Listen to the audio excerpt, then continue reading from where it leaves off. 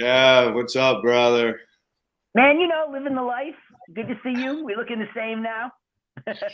Yeah, I got a little Papa Smurf thing going on here. So I saw your incredible journey Far East. Where were you? Like Afghanistan, India, Pakistan? I mean, that was crazy what you did. Oh, that was yeah. That was 2 years ago. That was what we did was it was kind of heavy, man. There was a guy in Humboldt named Doug Furr, and Douglas went over to Pakistan in the early '80s. And what he went there for was, at that time, most of the cannabis grown in America was really narrow leaf drug cultivars. And so camp would raid you like October, November. And what he realized was that if he could find earlier flowering varieties, he would be able to get a crop in prior to the raids. So he goes to Pakistan, and goes to Islamabad, gets a hold of some farmers from Tira Valley, which is this legendary hash production region, brings it back to California. And it was really he was like one of the true pioneers of bringing broadleaf varieties into the United States. So he wasn't the only one, but without question, he was probably the only one that shared the material.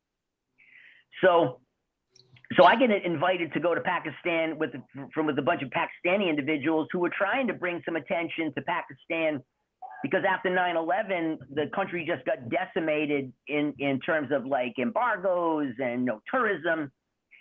And they were like, man, they go, it's a beautiful country and we're good people. And they said, if you came and hung with us and like, checked out the area, we'd be able to get some positive press. And I said, hey, that'd be great. And then I went and talked to Doug, and Doug laid out the trip that he had taken. So I hit up the guys in Pakistan and said, hey, why don't we rewalk the footsteps of Doug Furr? Damn. And so we took the Silk Route. And the Silk Route is really what kind of developed the world. It was the relationship between Asia and Europe. And the Silk Route even goes back like 100,000 years that we can see.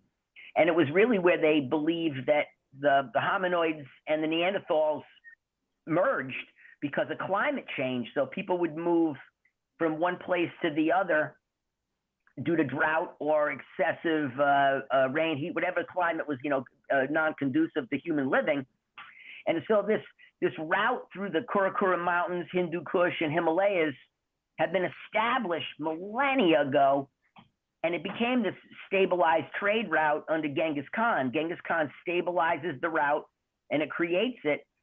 And when the Byzantine Empire sealed off that trade route, it's what spurred Columbus to try to circumnavigate and find how to get to Asia to get the spice. Which really, and then he gets lost, he finds the United States or North America, and it begins the whole sweeping colonization. But it was heavy to walk on a trail that had basically developed so much of our modern world, and to be able to go explore all the culture and the especially for me, the cannabis culture that existed forever. So like, you go to a village and you're talking to a guy that's making hash, and you ask him, how long you been making hash? And he said, well, shit, my first memories of me being like 2 or 3 would be with my dad making hash. And I'm like, how long did your dad make hash? And he goes, same thing his whole life. And he goes, we've been in the village for 1,800 years. We've always made hash. We've always been involved with cannabis because it was here long before we ever got here. So you kind of really understand the infancy of the North American cannabis industry, and how we kind of believe that we pioneered anything. And so it was humbling because their sharing of the material, farmers don't hoard stock, they share it freely. The genes move, Iran, Pakistan, Afghanistan, India, all those regions, the flow of material constantly moving and shaping, because at the end of the day, it was about survivability. It was a food source, it was a medicine, and it was a spiritual aid. So to kind of understand how we developed a culture that we really don't understand here because of the drug war, and to walk the footsteps of Alexander the Great, and to be in the Karakura Mountains, which the most well-known mountain in the Karakura Range is K2. There's no word for the scale. Like The only thing I could really relate to was being on the open ocean. If you've ever been out in the open ocean, right, where you're like 1,000 miles from land in any direction, there's an immensity to it that's beyond description. And it lets you feel minuscule. And when you're in those ranges, you get to really understand that minuscularity. And it lets you understand why the people are so gracious to each other as visitors and guests. Because if you weren't, you could starve to death and die. And I got to experience that in that trip. And it was just an absolute unbelievable experience. The people that we were with were lovely. And every village we went to, everywhere we went, we were treated like family. It was just really next level humanity education. You would have loved it, Leighton. You would have loved it. You know, it reminds me of the trip I took to Venezuela. Didn't speak any Spanish, didn't know anybody. There was a breakout in Manaus, Brazil, so they canceled all the flights. So I basically got trapped in Caracas, and this family just brought me in and fed me and let me sleep in their house. And it was just like, whoa, this is such a culture shock from America. It's just right. It blows your mind. We think we have it right because we have technology. What we've done is we've replaced humanity with technology. And it was just such a revelation to be, you're climbing up the side of a mountain, you crawl into someone's ranch, their farm, and the villagers come out and they see you, and then they hadn't seen a white person in, 20, 25 years, right? And they're just like, holy shit. Where'd you come from? The first thing they say to you is, hey, that's our favorite apple tree. I'm with other Pakistanis so they could translate, but they're like, hey, that's our favorite apple tree. Go gather all the apples, and while you're doing that, I'll go in the house and get you a bag of fresh nuts and dried fruit, and we'll make tea. And if you had done that in the United States, you wander into somebody's yard, you're liable to get shot. So, I mean, it was so. And what do they say? There's a phrase I learned when I was studying anthropology. It was called the noble savage syndrome, where we always say that people that live these pure lives are purer. But this wasn't the noble savage syndrome. It was purely a response to living in an environment that forces you to coexist in a way, kind of like the way the Polynesians existed on the oceans. So the Polynesians, being the master navigators, celestial navigators they were moving constantly among all the island chains. And so they would put, everybody on board these big double outrigger canoes, and they would sail 1,000 miles. And you had to learn how to get along on that vessel and be part of the process. And I got lucky that I got to spend so much time with Polynesians as friends and partners that let me understand differently how they operate in this acceptance of shared load, and how, for whatever reason in our world, it's to not share the load. It's to dump it on someone else and then be like, that's what bosses do. We tell people what to do.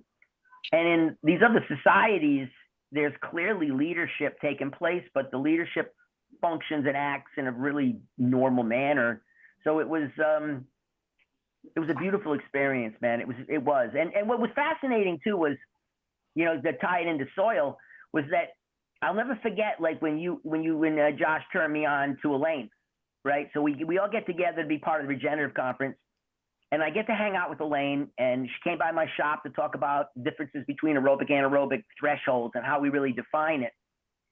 And it was a statement she made about all soil indexes on Earth can provide life as long as we can cover it to cool it and bind it so it doesn't blow away in particulate form. She said that was like the miracle of compost tea, was his glue agent. And she said with some compost to cover and something to bind, a plant can survive. And so you're looking at cannabis in this unbelievably high calcium soil that's fundamentally as mineral rich as any soil on planet Earth, but almost no humus. And you got to see how plants adapted, and you got to see how they worked with no humidity because there's no rain, right? So I just couldn't understand it was funny. You don't understand how there can be so much water, which is the Indus River, but how can there be no rain? It's because you're in the mountains, and so it's snowfall and it's glacier, and it's the melting glaciers, and it's the glaciers as they melt and grind and scrape, they mineralize the runoff, and almost everything there is completely glacial fed. So the water is moving through these glacial flows, but there's no atmospheric moisture. So it's fascinating to see plants and how they respond, and why you see such an unbelievable level of like trike development and the very unique natures of the metabolite development in relation to the location. So the plants that were around pomegranate had a very different aroma set than the ones that were around the potato fields. So you could go from farm to farm to farm, and you could see the impact of the native plants around it and the cultivated plants around it, and how it impacted the crops in these really fascinating ways.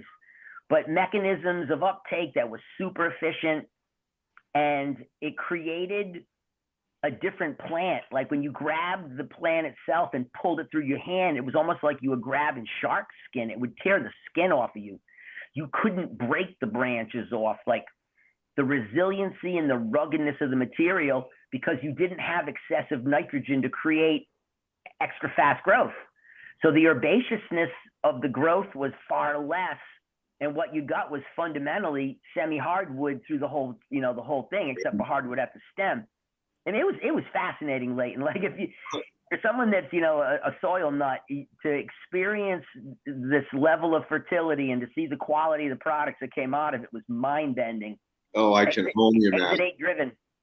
I can only imagine. And that description of how the plants take on their surroundings. I mean, remember in Michigan when we were talking about the different cherry strains, and why aren't they growing them in the cherry fields or with cherry bark or with any of the, the offshoots or plants trimmings, and what the benefits could be. And so it's kind of cool to hear that, again, we were talking, we kind of knew it would work, but, again, having, multiple examples of how the indigenous environment around them affect these plants in a very profound way. It was amazing. And the thing was, when you're in Pakistan, Afghanistan, you're not smoking flower. Well, oddly enough, flower is like illegal. Hash is okay, but flower is frowned on. But the thing is that the flower basically can't be smoked because it desiccates so quickly, and the plants were never selected for flower consumption, right? So the plant material itself is just basically a vehicle. It's all resin. And the way they approach the impact of the high is they off-gas what we seek. We seek heavy petroleum type, heavy chemical type aromas because it's so crippling, and America's obsessed with it. But I asked them, I said, whoa, how come all this has been gassed off? And they're like, it will get too high. It's deadly. We'll fall off the edge of the mountain, because you're literally on the side of the mountain. And it was so funny because it was so honest.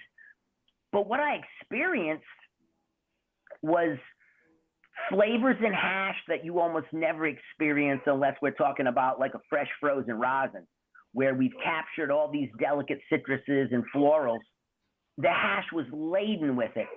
And it was amazing on how they did it in such a simple manner, where basically they harvest it and leave it in the cold and the snow. And it just allows the off-gassing of a lot of the volatiles that we find critical to capture. For them, it's a masking agent and an intoxicant, and they let it leave. And when we broke open all the hash, because as soon as I got there, they had 500 grams for us to smoke. So I said, we're going to hash? He said, yeah, we got half a key. And I laughed, and I said, oh, this is going to be a good trip. It was 5 different 100-gram samples from different farmers that my friend Sabir had gathered. He's from the Afridi tribe, which is the tribe that really colonizes Tira. So an ancient tribe of people. He's the one that went back to his homeland in Tira and gathered up all the killer hash for us to smoke. And when we're breaking it open, the aromas pouring out of it were incredible, because I never smelled that in traditional hash. And I was amazed at what happens when you follow their process of off-gassing and allowing all these other subtle compounds to come out that are masked by these dominant compounds. And what was cool too was it was the appreciation for whole crop products. So like we get all caught up in like whole plant, right, versus an isolate, right? We're always like isolate's bad, whole plant's better. Try whole crop, where what you get is an array of cannabinoids and other metabolites that's so diverse that everyone that we smoked with, so there was like 15, 18 of us hanging out, we were all happy with the buzz, and we were all commenting on it. And I said, holy shit, it's because we're all getting something within that spectrum that makes us happy, because there's so many spectrums being displayed. And for us now, it's we go so narrow focused that some people, you know, either love a product or hate it, but we notice without question. And it wasn't like, you know, you can say set and setting is a big deal, and it is, but you know, you got a month to hang out and smoke. It kind of surpasses like a set and setting situation. It's just this, holy shit, this is interesting. And then the fermentation where we got to smoke the goat ball hash, and some Americans were in horror. They couldn't believe that I was smoking this contaminated product. And I'm like, no, they're not live testicles. They take the balls off the goat, clean it out, dry it, and it just forms a leather bag, right? Yeah. But because of that being an organic material, it harbors bacteria. That bacteria works in conjunction with the hash, almost like they figured out in Africa how to cob and ferment the product. It's not so much a profound fermentation process because it's the resin, but it brought out these subtleties and nuances that were crazy. And every time we got in the car, I'm like, who's got the goat ball hash? So I was going to ask you, I mean, did you have to wrestle with the high, or was it just not like a couch lock? No, God, no. It was, the best way I could put it would be beautiful warm blanket, where you put it on and you just felt serene. And the hash, the tea, and the prayer all kind of go together in a symbiosis, where you have, and each session has a name. They've named them depending on what they are through the morning to the night. And you're giving prayer to say, and it's funny because we know we talk about religious extremism, but until you get into a landslide and see a mountain come down around you, you don't quite appreciate spirituality. So like we're cruising over the Karakoram, and we come around the corner. We're talking like 3,000-4,000 feet straight down on the side of the road, right? It's the Karakoram Highway is like one of the most ungodly freeways ever created in human history. And when you look over the side, you can't believe they carved that shit in a mountain. So we come around the corner, and it's all this white dust. And I'm like, damn, I'm thinking, this isn't, let me take this thing off, it's driving me nuts. I'm thinking, oh, they're doing road construction, but who would do road construction like that on such a dangerous road? So we stop, and all the dust clears, and we look, and a rock the size of a refrigerator had just fallen off the edge of the mountain and had landed on top of a wheelbarrow and crushed it into powder like 2 microseconds before we got there. So if we had got there a little earlier and been 3 foot over to the right, man, that shit would have taken me right out. And it was just like, holy shit. So we're thinking like, all right, that's like a rare phenomenon. So we keep cruising, and we get into a whole landslide and taking out a section of the road. And the Pakistanis all say, hey, I mean, they get out of their cars and go, together we'll clear the road. And all of a sudden, every single person, 100 cars full of people, start clearing the road by hand so they can get the cars through. And as they're clearing it, me and the camera guy, this guy Raul that we were rolling with, we're walking, and we hear this little ding, ding, ding, ding, ding. And I'm like, what the hell is that? And I see little rocks flying, and we look up, and it's the mountain coming down. And Raul became an Olympic sprinter. The camera footage is hysterical because he's got the camera on, and we're running for our lives so that we don't get killed. And I got my hand up over my face so that it won't hit me in the head. And I'm laughing because the rocks are the size of like cantaloupe and shit now. They were pebbles, now they're cantaloupes. They're about to be refrigerators. And we're running for our lives so that we don't get killed in this slide. And there's this phrase they use continuously in Pakistan, and it's inshallah. and it means if God wills it. And you hear it all the time, and I didn't understand the significance of it until that damn slide. And I realized that when you're living in these places that was so savage, there has to be an acceptance for this balance of life and death and for higher power. So however we define spirituality, they embraced it. And the T is a moment to take time to share. The cannabis helps you clear. The prayer lets you say thanks. And so I got to watch, a really beautiful cycle of respect for life in that process. And it was just really profound, man. It was one of the most incredible things I've ever experienced in my life. And I learned really what Hindu Kush meant. Hindu Kush means Hindu killers, because in the Hindu mountains, the people that came down, the bandits, were called the Hindu Kush. They were the Hindu killers. And so it's funny, but you start to like, all of a sudden I realized, why do they call the herb the kill? Where'd that come from? Where'd that phrase come from? What's the etymology of these words? And when you learn that Hindu Kush actually stands for Hindu killers, you're like, whoa, the kill coming from the killer mountain. Right. Yeah, that's a whole nother level of respect, because the environment requires it. Like it's mandatory. If you ever, like I said, if you've ever been out in the open ocean, right? Once you get out in deep water, right, where you're like, you're 20,000 feet, right? It's 20,000 foot of water underneath you, right? And you're like, I used to work in it, right? I tell people, I said, oh, it is a difference when you're in the big pond. Like, it's one thing to be in the boat, it's another to be in the water. You realize the immensity of it and how insignificant you are. And I think that that's a really important thing for us as human beings, is that we don't take ourselves so seriously, that we're so unbelievably important in the big picture, that we're critical and crucial in the small picture, to your friends, family, to the things you're involved in. But on a bigger scope, we're just dust in the wind. And it allows you to be able to have a different respect for the natural world around you. And it makes you want to leave a more gentle step, because you realize that you're not in charge. No.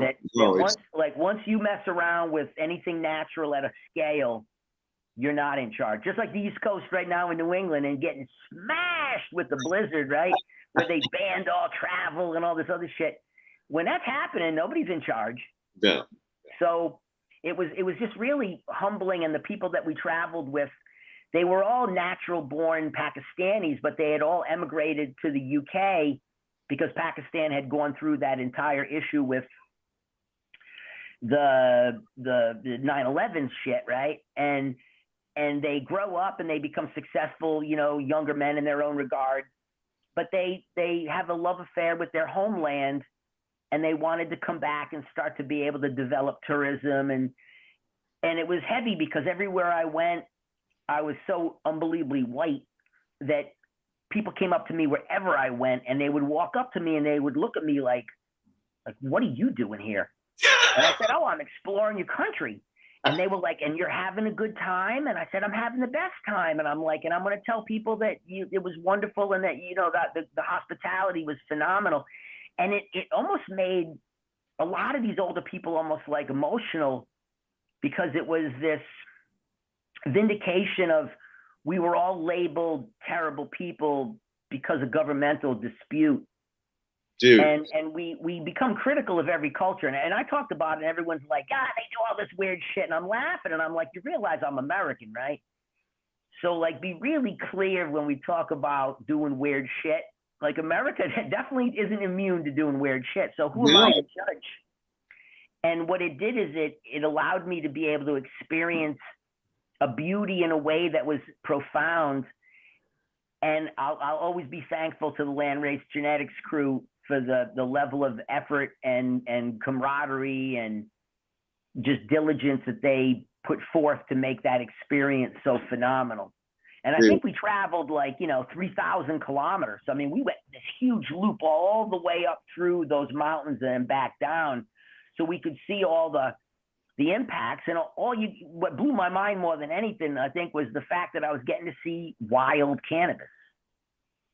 uncultivated cannabis that was there naturally, had been there for millennia, thousands and thousands of years. You know, it had been swept in from China, Mongolia, settled there. And you get to see what it looks like without human intervention. And you're like, whoa, there is like nothing on the plant except big trike heads and just insane aroma, but basically completely adaptable to the wild kingdom it was in, because it had to work with where it was deposited. So it had water, low fertility, extremely difficult circumstances, high level of the survivability, and the populations fluctuated, 50-50 purple green. And it was really like the purple is what you discover as a survivability response. That anthocyanin, those pigments are critical for like almost like antifreeze.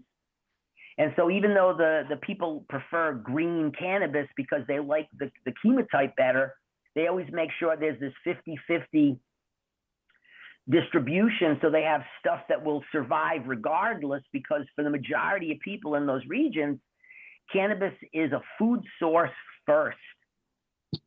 They all grow bag and bag. The seeds were, they were growing, burlap sacks of them, because it's what gives them protein and omegas in the winter. And when we're talking like the winter in the Himalayas, you're talking 4 months of being socked in. And there's no wood, there's no trees, right? So they're having to basically put their animals under the house in like these subterranean barns so that the heat of the animals heats the floor. Yep. So like holy shit, the struggle's real. And we were there, in September, October, to correspond with the harvest. But man, when I was up on like Khyber Pass, which is like 14,000 feet, this wind came through, and that shit cut through your coat like a razor, man. Like and I laughed because it wasn't even winter yet, and you're just thinking like, holy shit, the seed is life. And you can understand why they brought seed with them wherever they traveled, and how when they ate the seed and didn't chew it up, they shit it out, and it's now deposited in a nice little fertilizer source, seed that fell out of the bag and the birds picked up and didn't break down and shit out. And you start to understand the distribution of cannabis in a way that until you see it, you just don't really understand. And it made me realize just how little, which I love. I really love learning how little I know. Yep. And you know what, you said something that tripped me out, and I hadn't thought about it for a long time. So that same trip in Venezuela, I finally got out of Caracas and I went down to the Amazon because I really wanted to see what that was like. Ooh, it's wild, huh? Oh, dude, crazy shit. So yeah, no, the Amazon is different, just like the Pampas, where you get into the Amazon and you get into the areas where the Spanish burned down oceans of it so they could have cattle colonization. But the problem was it's wetlands. And so it becomes, after a couple, 300-400 years, it becomes grasslands, but swamplands. I know. See the turtles, the different birds. The environment is crazy. Everything. A recolonization, but in a new form. And then you get to the actual youngest, the actual rainforest itself, and you're just like, holy shit, man. We're talking about a level of life. So have you been there? I've been in the rainforest a couple of times in Colombia. Okay, all right. Well, then you know what I'm talking about. I went all the way up Rio Negro, which separates parts of Venezuela and Colombia, and then we went all the way up into the rainforest itself to go look at some projects. And this group had picked up like 2 million acres, and I want to say 800,000 of the acres were botanical preserve. And so we wanted to go see this 800,000 acres that would never be touched in any capacity. And you go out to the Amazon, and there was a river flowing through, and there was piles of fish scale, like 2 to 3 feet high, on this rock where the giant river otters would come and eat every day.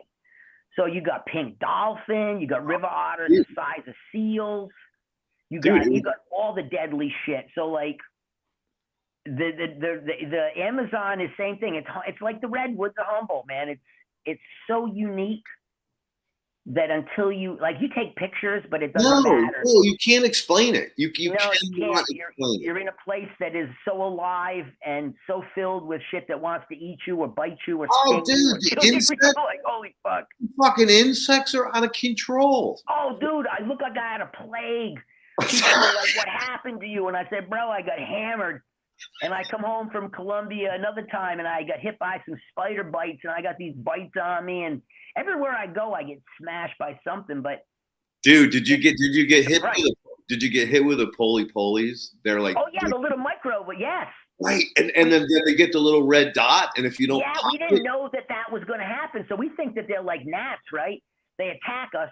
So I had short sleeve shirts on. I counted them. I had over like 60 bites just on my thumb area. So I might have had like 1,000 bites total on my arms. The Colombian architect, his face and the back of his neck just got ravaged. And the other Colombian dude, they flew up his shorts and stung him in his ass and his crotch, right? Oh. And we're all sitting there just realizing that we have a real problem because we're covered in this shit. And I'm over there like, my arms are killing me. And the architect's like, fuck, look at my head. And my other partner, Nicholas looks at us and he's like, bro. And he pulls down his shorts and we're just like, oh my God, they flew up your shorts and bit you in the sack. That shit, I tell people, I said, it's a bug the size of a pencil dot with the mouth of a great white shark. Dude, and it's fucking toxic. That's like, if you get. It didn't leave me. When I got home, it was funny because I put calamine lotion all over my arms to try. Went to the pharmacy and said, oh, I need some antihistamines. I said, this shit is killing me. So they give me some calamine lotion too, and I put it all over me. So it looks like I'm pink, right? And I sit down and we're flying around in an airplane, and I sit down next to this gal who just happens to be sitting next to me in the airplane, right? Like passenger shit. And as she's looking at me, I move and my arm flex and the calamine cracked. And it exploded off of my arms, and all you saw was all these like leaking, oozing sores. This woman jumped out of her chair and pointed at me like I had leprosy, and she screamed in Spanish to the stewardesses, and everybody's freaking out. And I'm laughing so hard because I'm trying to explain to them they're bug bites, but nobody wants to hear that shit, right? And so they segregated me in my own little section, and we flee. So I'm like, okay, that's all right. So I get home and I fly into the local airport and I bump into 2 or 3 of my friends at the airport, and they walk up to me and they see me and they jump back and they're like, what happened to you? And I said, oh, I got attacked by these little bugs that ripped me up. And they're like, no, that's not bug bites. You have some disease. And I'm trying to talk to them and they're backing up, and I'm laughing because I'm like, no, I'm pretty clear what happened. Dude, that shit didn't clear up for like 6 months. It looked like I'd been shot with a shotgun for 6 months. My experience was this, all right? So I ended up living with a tribe of Indians down there, which was just fucking amazing. Like, I didn't speak Spanish. The guy I was with spoke Spanish. We picked up an Indian who had broken his leg a year and a half earlier and had been dragged to a missionary or a monastery to get healed. So he spoke Indian and he wanted to go back to his tribe. So Johnny's like, well, hey, let's take him to his tribe. You want to see the fucking Amazon, kid? I'll fucking take you to the Amazon. So we drove the car as far as we could, trail ended, we're hiking in. I got fucking nailed by those polies, dude. Like you. Like all over I wasn't wearing a shirt. All right. Yeah, you don't know. You think they're gnats. You don't realize that they're biting you. Dude, I was. Listen to this. This was fucking January, so I'm white. Like I'm white, like ghost-like color, right? I'm that color every day. Yeah. so, dude, like these bumps, it just stood out all over my body. So we get to the tribe, right? And the guy introduced me to the chief, and the chief is like, what are you doing here? Like you're fucking scaring all the women and children. They're all hiding. They think you're deaf. And look at you. You're covered with fucking bites. Dude, you're going to, this is going back and forth between 4 iterations before it gets to me in English, right? Yeah. I have no idea what the fuck's going on. But then they're finally like, all right, lay down on the ground and don't move. And I got attacked by women and kids, popping every one of those little fucking zits. Because I would have had what you had. Because once they get infected, they look like bullet holes. Like they look wicked. Yeah, no. we went. We were able to go. We finished the job, and we take the fucking boat basically back up river 6 hours. And as soon as we got into that first little town, I was like, there's got to be a pharmacist somewhere. And I walked in, and the pharmacist looked at me and said, "Holy shit!" You're and fucked. he just gave me a whole series of like creams and topicals, but it didn't heal for like 6 months. Like, I almost wondered if it was forever. You know what I mean? I was like, oh, this shit's never going to go away. And it's funny because when you're around the natives, they're so fully dressed. There's no skin exposed.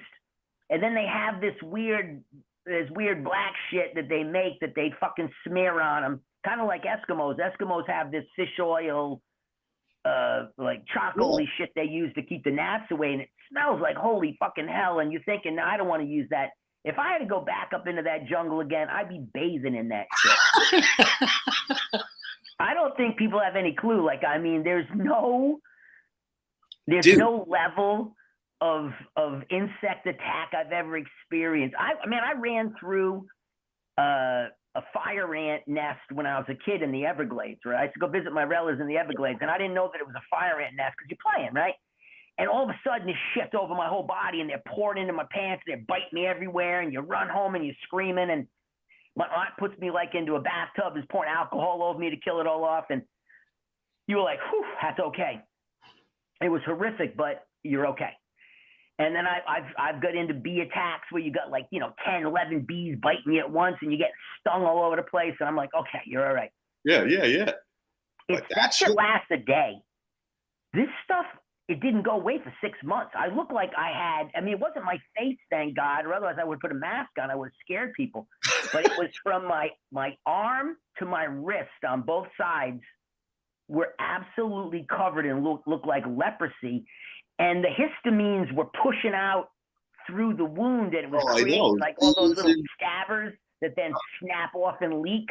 So you're just leaking and weeping, and you're swollen, and this shit hurts, and it's itchy. You can't itch it. If you itch it, you make it worse. It makes it worse, right? I mean, and we're working on a project. We're like, just fuck it, we'll accept it. But me and the Colombian architect, who was he was fascinating, man. He said, I work with the concept of space, but I'm a student of the concept of time. And he was fascinated with celestial movement and all the information that had been taken from the Mexicans, who really figure out the celestial movement and create the calendar that then was adopted into South America. And he was brilliant architect, but it was his appreciation for his heritage and the appreciation for understanding celestial movement and markings of time and passage. And he was a character. So then between me, him, and this cat named Nicholas, who was with us, and Nicholas was a Colombian breeder out of Cali. So he's like from the drier section. And they had brought him in so we could study the acclimatization of his varieties in these moister climates, so we could figure out what to do. And what was killer too, Leighton, was that it was so far up and out of the ordinary. There was no way to bring in any normal agricultural inputs.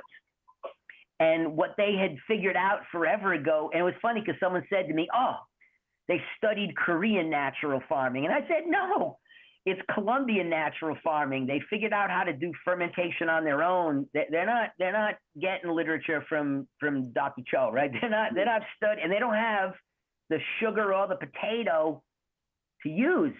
They were using other products to create the sugar source, and they were putting fields of plants together that they would then ferment and utilize for their nutrient sources. It was amazing. And anytime you go to play, it's funny because we always westernize, and Dr. Cho's not Western, but we kind of popularized the methodologies of the Korean natural farming procedures. But it's almost like we invented all of this.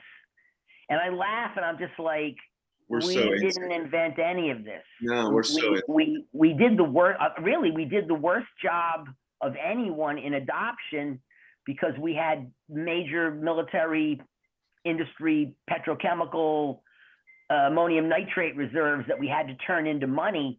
So we went into this petrochemical driven agricultural methodology with commercialization. And that's what we all basically were raised on. And guys like you were, really powerful in trying to say, look, there's better methods and sustainable methods and better for all parties involved. That if we don't kill the ground we're working on, it's probably a good process. And when you allow plants to function from an exudate driven system, they're balanced in how they function, so their resistance is without question better. They're never loaded up with excessive nutrients, which make them attractive to pathogens. So, dude, listen, there's this woman out of Colorado State U, Cartufa. She finally explained why a compost extract, the chocolate water that I make, why it works so well, right? It's called dissolved organic matter or dissolved organic carbon. And see, as fertilizer-based people, we always go NPK, NPK. We should be saying CNPK, because you can't convert N to a plant available form unless you have C as the furnace to convert it. And that's why we burn our fields, because they're so busy trying to gobble any little bit of carbon that's in the soil to use as an energy source to release the N to the plant, that they're making everything worse, worse, and worse.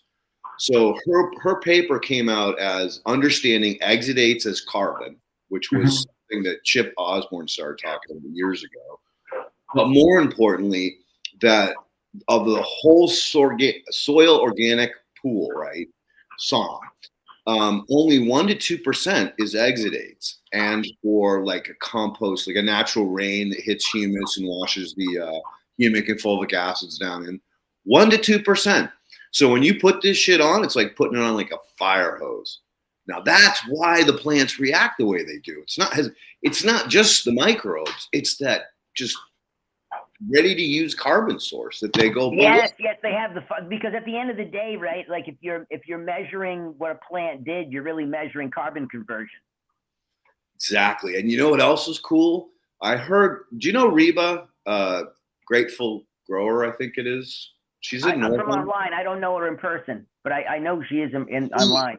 Yeah, she started talking about like the ash, and you've talked about the ash. The white ash means that there's no carbon in it. It's not going to get gummy. It's not going to get a lot of tar and resin.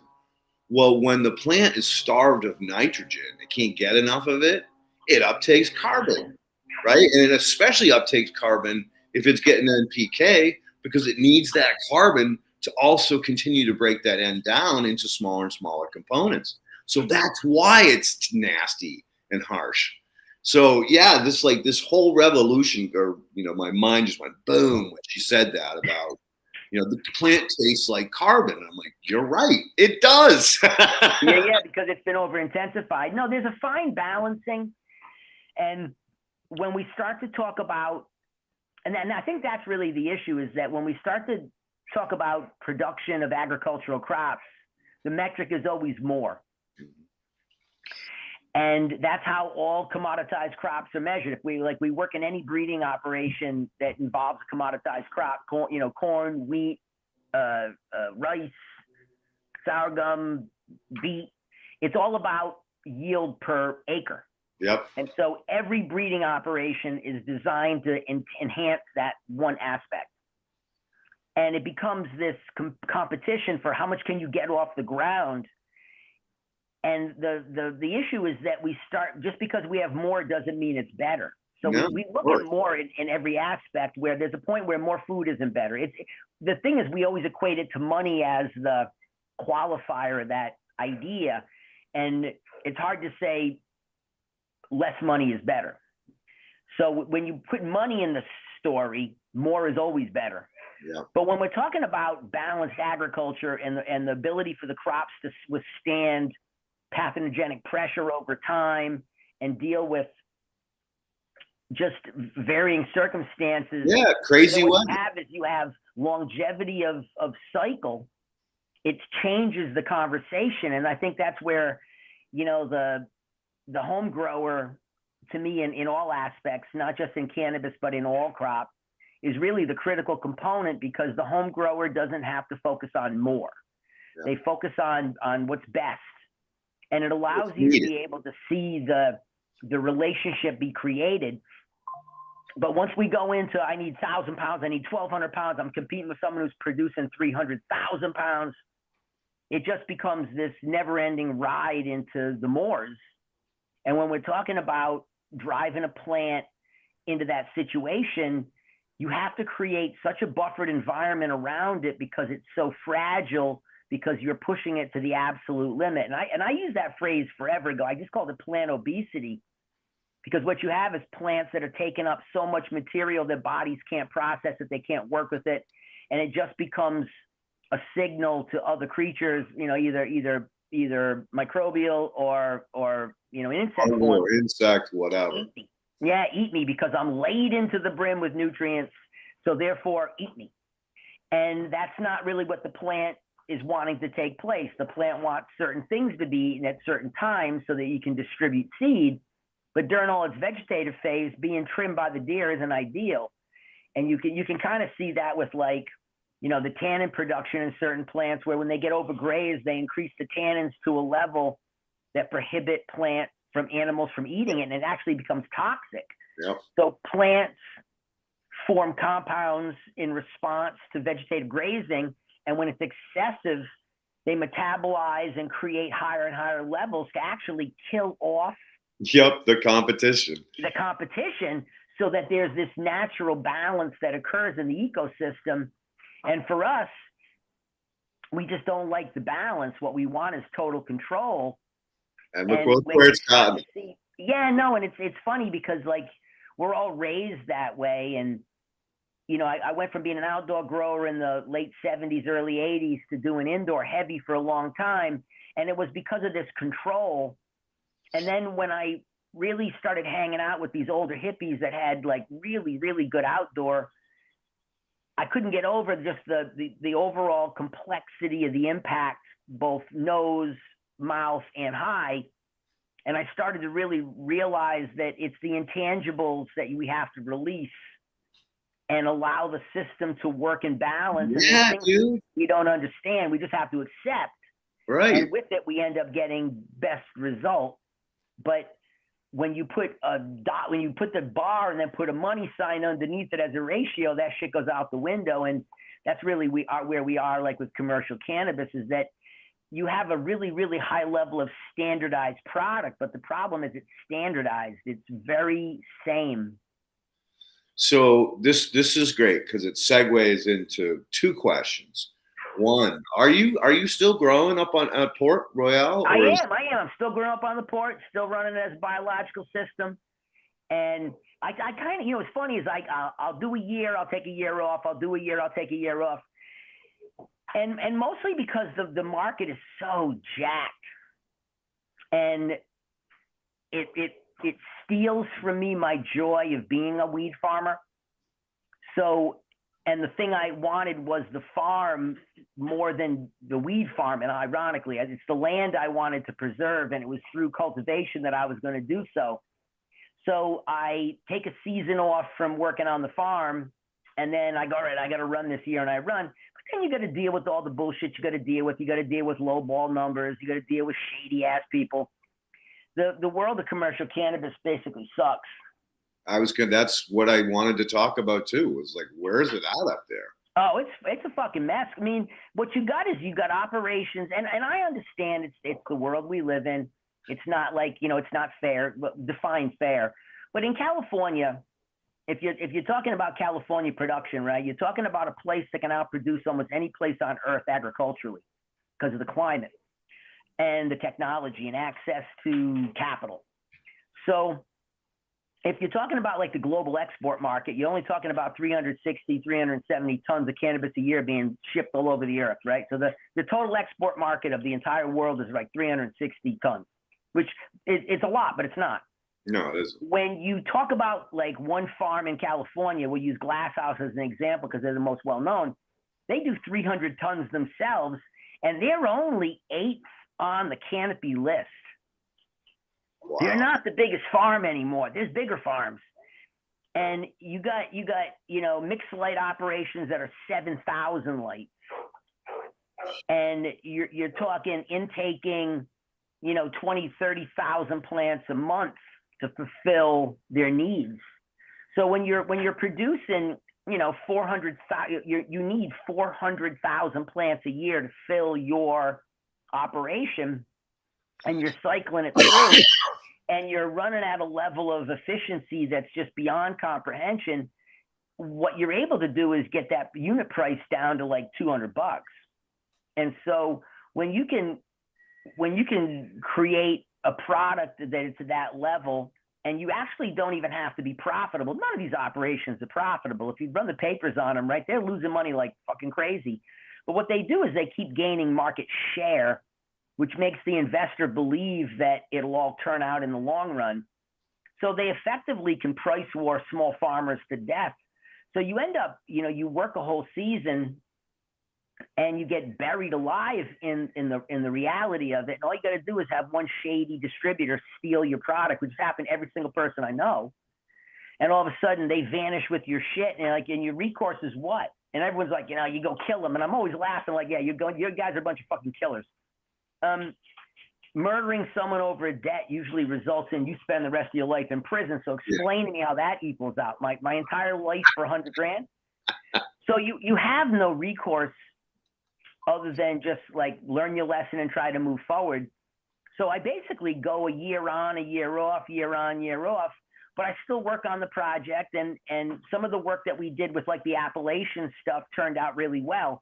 So when we got into legalization, I got lucky that I didn't come up with the ideas for organic, and I didn't come up with the idea for appellations. I was just someone that was listening to people talking about it that were forerunners of the concepts. What made it different for me was I had the ability to talk to the Senate. Mm-hmm. So like that was the difference, is that I had senators in my office. And so when they came in and said, what can we do to like have an impact? I said, listen, if we could just put appellations in so that we're able to create protections for all these regions in California, so that the small farmers who own them can maintain the land ownership and they don't just get sucked up by some conglomerate, and we can create an organic program that'll dovetail in at some point, we'll have some success. So they release it and they kind of fuck it up. And I got lucky in that Dr. Dominic Corva from the Cannabis Studies Division of Humboldt State, he was the person who kind of created the program. He was able to tie me back into the state scientists. And because I had done so much research on appellations, it allowed me to sit down with the team and really talk about how do you make it really effective so that it works? Because buzzwords don't work, but if we can create a concept that's applicable so that it serves the purpose, which is to protect land, and we follow the criteria that allows any other appellation-based industry to respect our approach, we'll kill it. And we just made the change. So now we have, single farm opportunity, where before it was 3 farms. And for me, I'm like, I can't do an appellation with 3 farms because you're on your own fucking mountaintop. I'm on my own fucking spot, right? I have another farm around me, except on the other side of the mountain, that has radically different impact, right? So we were able to explain all that, and they changed it. And so now we're going to get to go forward. So I'm really happy, because my goal was, it was odd, but it was to protect these pieces of land so that my family got to have them in their hands.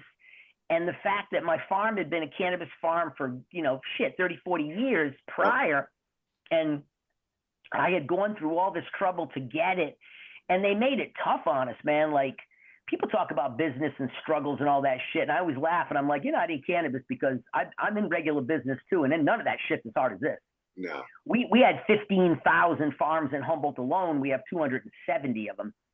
They made it impossible to get a license in the mountains. They made it so financially punishing that it wiped everyone out. And the land value is going almost to like, 1/4, 1/5. So properties that were booking at $850 on the tax records for 10 years are selling for $200. So it's a free for all, just dumping land, running for your life, dumping the licenses. And what happens is you get rid of all this land that is gorgeous land, and it's going to get gentrified. It'll get bought by people with money, and you'll see that revolution occur. But the people who settled it, the regular individuals, will never make the benefit from it. And that's kind of was like my dream. I was like, man, if I could just have this edge of a caldera of a volcano be in my family, my great grandkids would be able to appreciate it. And if we were able to put a cannabis farm on it so that it could monetize it and keep it as a valuable asset in the sense that it just pays for itself. Right. It wasn't about making a fortune on it. The odd thing is that my farm was always the last thing in my portfolio of what I was going to do in terms of money. It was all the other things that I do that were actually, it was money. Your own pit, dude. It sucked me dry, man. The beating was unreal. And then the county, you know, they're slowly kind of coming to the reality of like, okay, we went too far, but they killed everybody in the process because it's the same problem in every place. So being in California gives you an advantage in some regards because Colorado may have been the first to go legal, but we had medical since '96. And California is not Colorado. California is a powerful economy beyond comprehension. So when you can utilize California as almost like a country, theoretically, yep. And you can use the data from '96 to see what happens through things, it gives you this unbelievable premonition of what's going to occur. So by being able to look at California and see the beating we took, it lets me look at any other economy, any other market in the world, and create the curves and figure out where you are on the curve. Yep. And it's been unbelievably accurate, right? So like that's really what's let me do what I'm doing, where we were able to put together. I was able to go work with operations in other countries, help them improve their process, improve their product lines, and create the pipeline into other countries for sale and succeed. So the companies that receive the product from the farms I consult and help, and the companies that I help create the company to receive the product are doing good. So all of that stuff has been a lot better just because I had to go through such a brutal beating here. But every time I go up the farm, I laugh because I'm looking at, I had 13 culverts I had to put in. I think I was averaging like 40 to 50,000 a culvert. Some of them cost 80 grand.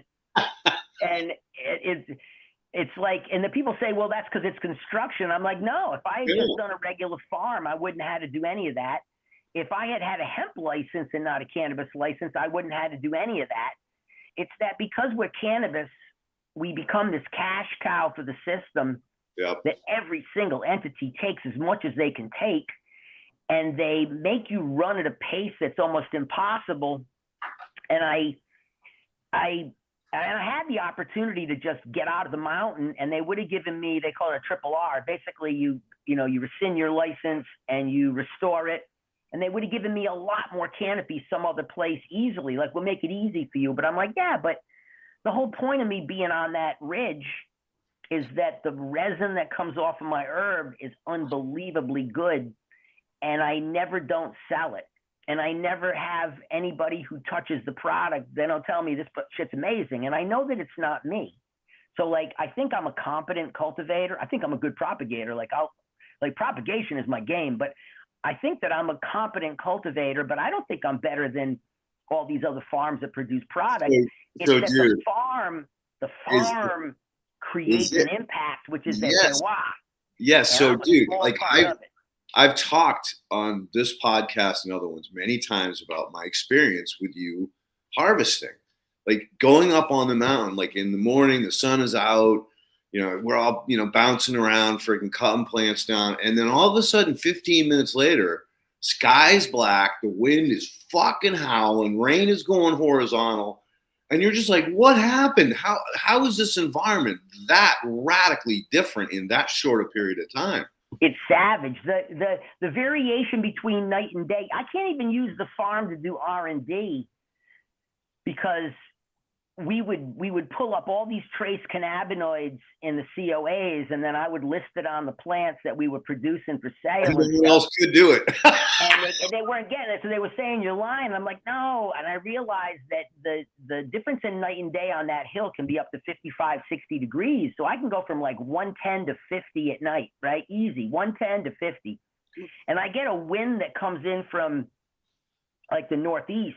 Yep. That blows through at like 35, 40 miles an hour and basically just folds plants in half until they really stabilize. And it forced me to really start to understand, about calcium uptake. Like I really learned about how you can absolutely outrun the plant's, what we would call it, circulatory system because of the struggle until it fully acclimates and builds itself in. So I do all this extra work early in the cycle so that the plants can handle the environment. And then once they do, they become a different plant. And the quality of the resin that comes off is phenomenal. So and I knew it made really good herb, a long time ago, but having really high level hash makers say, holy shit, man, your resin is unique. It just let me realize that that's what I wanted that hill to be, was a hash hill, resin hill. And I have this little fantasy of punching in a little micro cave where I get to actually store and age it in a cave. Oh, nice. So because, our dream of selling it overseas is done as far as I'm concerned. Schedule 3 precludes any of this movement. And Schedule 3 means that you have to have, federal license to produce it. But in order to get the license to produce it, you also have to have a federal receiver, someone who's going to do the manufacture and sale. So you can't just get the license without somebody already in play to take it. And they don't sell FDA steroids, right? Like, that's maybe the best example. But you don't have craft steroids. And steroids and cannabinoids are now the same category, the Schedule 3. What you have is pharmaceutical. And it's in a box, and it's a chemical in a vial, and that's what you get. And so for me, Schedule 3 was never something positive because it completely separates the ability for us to ever move the product out in the form that we use, which is in combustible. So tell me how many other medical products you've bought in your life and went home and smoked them. You don't. No. And so the issue is that we really don't have a good situation. And then people are screaming about, Schedule 3 is going to give us this 280E break. And I'm like, yeah, but over a year ago, there was another bill put through the Senate that clearly states they want to make anything involving marijuana forever be a 280E schedule on taxation. And so if you take a look at the hemp industry and how they allowed it to flourish for 5 years, people say it was a mistake. And I'm like, let me get this straight. You got a country that's blowing $1 trillion a year on whatever the fuck they're blowing it on. You're going to tell me they don't have 100 Elon Musks in a room analyzing every single decision? Like, there's no random shit at a country at this scale. And I says, and you're going to tell me that if you brought in 3 fractal distillers from petroleum who invented fractal distillation, that they wouldn't be able to tell you, hey, do you know that if you grew enough of this shit, you'd be able to break this down and get all these cannabinoids? So to me, what occurred was they built an industry that was demonized because of the illegality. Hemp is legal. It allowed all these people who otherwise were not legal to be legal. It allowed all these normal farmers to embrace the crop and say, look, $100 is way better than, $20 for our typical products. So you normalize the production, you normalize the consumption, you develop all the marketing, all the demand, you develop to a $30 billion level. And then once you got all that shit together, alcohol and tobacco comes in and takes it. And alcohol comes in and says, hey, nobody's drinking, but we have the ability to create beverages in cannabis because we have the tools and we have the lobbying. And then the Schedule 3 is pharma. Have you tried the Willies stuff or the cactus stuff? Have you had any of those that have come out lately? No, I haven't had any of the newer drinks, and I'm not really a beverage fan too much, and mostly because they taste like shit. Dude, and so this Willies stuff? Some of them taste better, but like for me, who's tasted these products for year upon year upon year upon year upon year, I'm like, the day Coca-Cola gets a hold of this shit, they're gonna kill you. Because like some of the flavors are like they're so bougie, but I'm like, who drinks this shit? But they without question have gotten so much better. But the problem is, it won't be any of us that's selling it. It won't be really any of us that are in the Schedule 3 bracket. And the reality of it is, because it's Schedule 3, it allows inter-country movement of products. And if you're really just mining molecules, why would you mine them from expensive American shit when you could mine them from other countries and bring it over? So we don't grow opium in America. We grow it in Afghanistan, and we protect it, and we then mine it, and then we synthesize it into our opiate industry, right? So Afghanistan provides fundamentally all the fucking opium we use to make our opiate-based medicines. And I don't see anybody bitching about that, right? So I'm laughing. I'm like, careful. You will find cheaper recourses, because if it's like with Thailand, right? So Thailand is a good example, because Thailand, it adopts cannabis production, and because it's primarily mixed light indoor, we're able to do a technological transfer. So just like silicone chips that we do in Central Valley of California, we can make them in Bangladesh to the same exact degree, as long as we follow that ISO standard. So when we talk about mixed light and indoor, it's a technology that allows it to happen. And then when we put in lower cost of labor, it's a problem. So Thai cannabis, which is being able to be produced using modern technology, is a good quality product. But when you can get the product to the sale at $500 less, because you're not having to pay as much for the labor, it's disrupting the international markets. All these countries are like, what the fuck? And then Thai just shut down 7,800 of their stores. So now you're going to see 7,800 stores worth of product be pushed back into the export model. So all right, whoa. What the fuck happened there? Because that was like this big gold rush, and then all of a sudden it was a free-for-all. But you got to remember that, like, I got Thai partners that are, I got brought into a conversation with some wealthy Thai. And when I'm talking wealthy Thai, I'm talking like, 20 billion wealthy Thai, like different level, right? So I get turned on to a group and a specific individual who's, I want to say is value in the Forbes is like around 18 billion. Okay. Right? Like wealthy beyond comprehension. I'm telling you, $18 billion dudes are different dudes. And I got brought in. I got introduced to him through a group. He flies in. He meets me. We hang out. Sweetheart of a guy, right? This really lovely human being. And we're talking about cannabis and stuff. And we were having a conversation. And a lot of it was, for him, it was, man, he goes, it's funny, Kev. He goes, it was so taboo for so long in our Asian culture that I'm not sure what to do. And I said, there's nothing more than I would love to work with you, because the money would be unbelievable. But if you're asking me as a consultant, like what to do, I would say why? Because at the end of the day, you don't need the money. And the culture of Asia is not canna friendly, not drug friendly. And I said, so the problem is that it's fickle. And if we have any sway in tolerance or anything that causes some problem, the government's response will go back to a more draconian approach, because it doesn't fit culturally with who they are. And so we kind of argued it out, me and a group, and argue like, opposing viewpoints, but support with evidence, right? Yeah. And they said, that's a pretty honest assessment. And because you're the one who's going to be losing out on the money, it is honest, right? And I said, no, totally. I said, because you're being brought to me to make good decisions. And I said, and as much as I would love to work with you, I don't think it's worth the risk, because they're culturally not about it. So they made this huge adoption, and then it turns into a free-for-all. And what you got is all this American herb being shipped over there illegally. I mean, the back door on metric is insane, right? So all these people are backdooring shit and moving it internationally, and the pound prices were hot, and the money was there.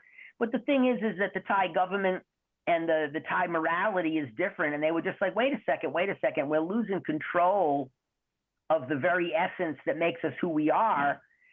And they said, we're good. And when they made that we're good, that shit went the other direction. But what I tell people that are involved in international cannabis is like, be careful, because whenever you gear up a system to feed, almost 8,000 stores and export, when those 8,000 stores shut down, it becomes all export. Mm-hmm. And everyone is trying to fill the same bucket. And it's only a bucket that's about 360 to 380 tons a year. And I tell them all the same thing. I says, you're lucky we're not involved in it, because if America was involved in this shit, we would absolutely be raining living hell down on all of you commercially.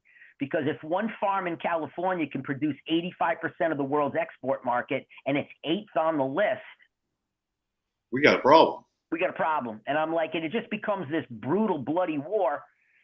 And so, it's always the argument, well, it's not that good and people care. And I'm like, well, I don't see people driving a lot of Ferraris. I see them driving a lot of used Toyotas. So I'm sure they would love to be in a Ferrari, but they can't afford it. And I've said this 100 times, and it infuriates people because they don't like the simplicity of it. But it's that when you own a cash register, you get to see this reality of transaction that just transcends all other realities. And the reality is that there's two people that come into a transaction. I don't give a fuck what brought you in the room. One person buys what they want. The other buys what they can afford. Yep. And what we believe is that everyone buys what they want, and that there's this high value market. And I'm like, you realize that's like one person out of 100. So if 1,000 people come in the store, you got 10 of them that drop the money that they just want, especially since we've wiped out the disposable income in the country, in the United States specifically, right?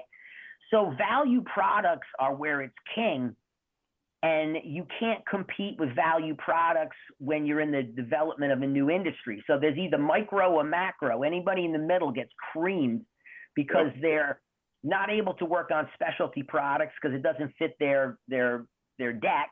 Yep. And they're not big enough to benefit from economy of scale. Yep. So what you got is this system that's sorting itself out. But the problem is it's not a true market. It's not, enter and exit at will. It's not best interest. It's a fixed market. It's a controlled market.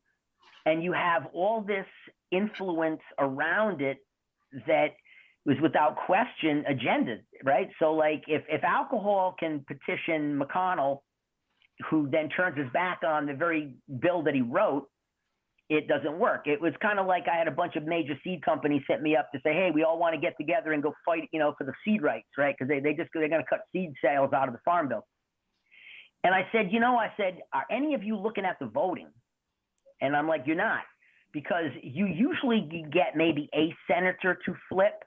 But in order for us to flip the farm bill and change anything, we'd have to get 38 senators to flip. So 38% has never been done.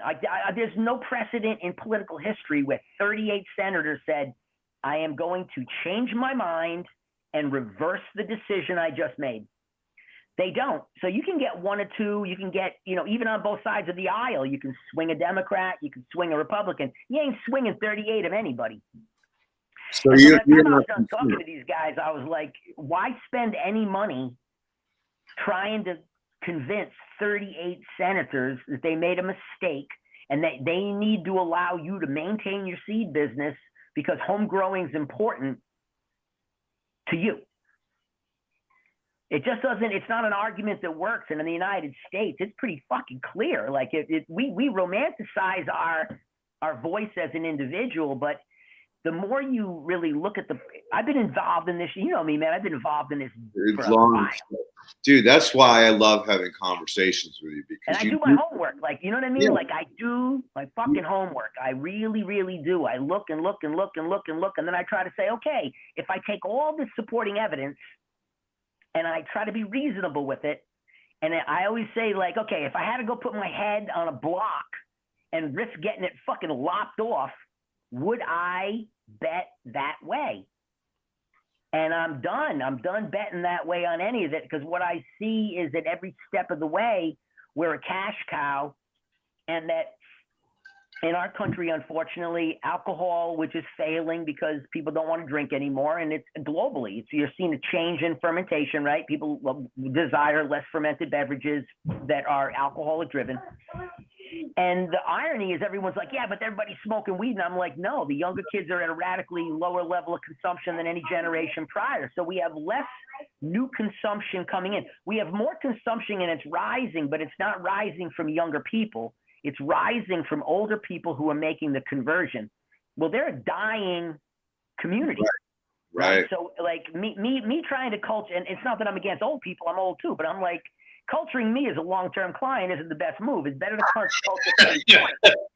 And I look at this and I'm just like, I don't think we're clear here. We're using such optimism and we're using this argument that the good of the people matter. And if you're really clear about what's happening in the government around us, it makes it insane. It's just like they just made, glyphosate some kind of fucking national treasure they had to protect. And you're looking at this shit and you're like, how can any of this be normalized if you don't monetize it, right? So it just lets us take a look at this and say, whoa, for me, the fantasy is still the same fantasy, that what we do is we create a situation, which is what you're doing, in my opinion. You're creating a database, a knowledge base, a support base that allows people who want to be able to grow their own cannabis in a holistic method. They have a resource to go to and say, whoa, I can learn a lot, man. I can understand soil horizons. I can understand how we do compost extracts. I can understand how if I do all these things, I'll get what I want. And what we'll have is hopefully like this robust community of home growers who produce their own products and individually create that little tiny bit of good in the world, and collectively it becomes huge, so that as the pendulum swings, we start to swing the right direction. But right now we're basically in financial prostitution, and cannabis is the hoe that they all want us put out on the street. And I look at it and I'm like, wow, it's just amazing to see what the drug war did to us. Dude. It's an addiction. They can't break the drug war cycle because they're addicted to the money. It's the same shit going on like right now with the war in Mexico, right? We're constantly screaming, these Mexicans are smuggling dope and doing all this shit. We're junkies, right? The U.S. is a junkie population that consumes 85% of the world's drugs. So if we didn't want the damn drugs, they wouldn't be moving into the country. What is forcing us to want to consume so much cocaine, methamphetamine, and fentanyl, right? Right, dude, I don't know. That's what I'm saying. It's like, so we yell at everyone else, but at the same time, if we didn't have the drugs coming in, we would have to defund the DEA, and that won't happen. Dude, in California, we don't have an ability to have every county have its own ability to, it doesn't follow a statewide mandate on legalization. What it does, it goes county by county. And if you really go into the data, it's the counties that are minority driven that have the most restrictions, and the counties that have like a higher white demographic have the ability. And what it does, it allows you to create drug war 2.0 until the revenues from taxes offset that at some point, because everyone is addicted to the money. You can't create a $1 trillion drug budget and then remove it, because where do all those people go? Like, the unions aren't going to let them not have jobs. Right. We're stuck in that shit. That is cannabis. Kev, did you see the articles about, I forget whether it was Martha's Vineyard or Nantucket? They went out there to do water studies on the wastewater coming out of people's houses, their mansions. And what they noticed was the level of cocaine present in the sewer water was through the roof. So then they started. Dude, that's Seattle Bay. Yeah. You can't catch a salmon in Seattle that doesn't have trace elements, and on the East Coast, it's in the shrimp. Yeah, right? yeah. So it's in the shellfish, right? So, dude, it's crazy, and they had the highest potency. Yes, it's unbelievable, because so many people are doing coke and pissing out. And I don't fault you for doing drugs. Everybody, to me, has the right and the ability to do it themselves as they choose, as long as they don't hurt other people in the process, right? So you want to drink. if you're getting drunk and you're beating your wife, there's a problem. Yeah, agreed. Right. So like I always try to give people space because who am I to tell you what to do? But when you have enough piss laden with cocaine to contaminate all the fish out in the ocean in a bay, it's beyond comprehension. And see, we then blame the supplier, but the reality of it is without that supply, we wouldn't have the drug war. If we didn't have the system that we've put in place, which is circuitous, it'd be different, and that's cannabis. And what it does is it's kind of like with farms in general, it makes it very difficult for farms that are running, like we would call them organic systems, you know, carbon-based, non-petrochemical driven systems. They have extremely hard time in competition because over the course of their life, they get more yield because anytime there's problems, the plants are more resilient. But as we measure in short-term data sets, you know, year to year, we get more and more and more the more we pound them with food. And they subsidize and utilize methodologies and tools and formulations that aren't good for us. But if the farmer wants to remain in business, they have to adopt it. Yeah. Yep. And it's the same. So like it's such an oddity because with as much knowledge as we have in terms of healthy agricultural practices, we don't adopt them because we can't afford to. Right. The machine has got us by the balls. Yeah, right? And it's eating us alive. And for me, the only way out of this shit is really like through home growers, which and people never understood it. They were like, why do you give up so much information for so long about all the shit you do? And I'm like, because I want someone to benefit. Right. So that when I'm gone, somebody benefited. And yeah, I know people take the information and do what they want with it, but if somebody could benefit from it in a positive way, and it allowed them to be able to have a better quality of life. You get it, Kevin. That's a beautiful thing to be involved in. Yeah, that's why I do what I do. It's healthy, man. And you haven't changed. I've known you for a long time. You got the same motivation when I met you, same motivation now, and I'm the same dude every goddamn day too. It's that we are old enough to understand, like, whoa, we already went down a couple of wrong roads. I don't need to continue going down them. But at the same time, I'm not going to attack people that go the wrong route because it's a process. And I learned that from, like, it was funny, but from Nick Mahood at one of the Regen conferences. We were talking about regenerative agriculture, and I said, you know, Nick, it's funny. I'm on the tour, but I'm not competent in regenerative agriculture. I'm just really a student. Like, I'm really just learning. And I said, and I'm trying. And he looked at me and he said, Kev, he goes, that's the admission that must be made.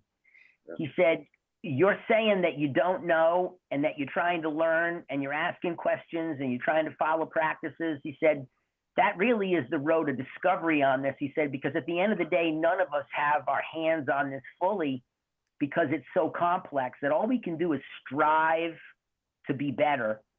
And he goes, and as long as you can remember that and remember that it's not a race, that it might take you 50 years to get your farm where you want it to be, but it's okay because you're working towards the goal. He goes, that is the point. Yeah. And it was profound because it just made me feel so much better about step-by-step process and not worry so much about a race so that I too can proclaim my greatness. It was about the process is really the humility. Process, right? Yeah, and it's the humility to accept that you are only you and that you can only move as fast as you do. And as long as you strive towards that and you're honest about it, especially like with us, because we have platforms. So in the platform, there's some things that when I speak, I'm like, look, we can argue all goddamn day, but I did my research and I did the work. And what I'm telling you is that shit's pretty accurate. And then there's other things where I'm fully in admission of like, I have no clue. This is only an opinion. Yeah. And it allows people to be able to realize that you're admitting that you don't know. Right. There's a lot. Hey, we're just travelers, man. We're yeah. And I know the deeper I dive, the farther from the bottom I get.